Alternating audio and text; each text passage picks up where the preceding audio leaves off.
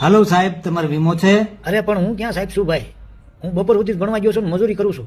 તમારી ઉંમર કેટલી? એ CR 10 અરે કાકા, અમારે ટેવ હોય, અમે સામેવાળાને માનભેર સાહેબ કહીને બોલાવીએ. લે, હું તારા કાકા થાઉં છું, તારા બાપુજીએ કોઈ દી મને કીધું જ નહીં અને લગ્નમાં ન બોલાવ્યો. અને મારી બાઈએ કોઈ દી ન કીધું કે મારે એક ભાઈ છે.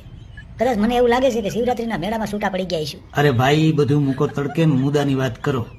પણ તમે સાહેબ કયો એમાં અમને તો અંદરથી દુઃખ થાય ને ભાઈ. બોજાઈ મેળા મારતી હોય એવું લાગે. તમને ખોટું લાગ્યું હોય તો સોરી, પણ તમારો વીમો છે?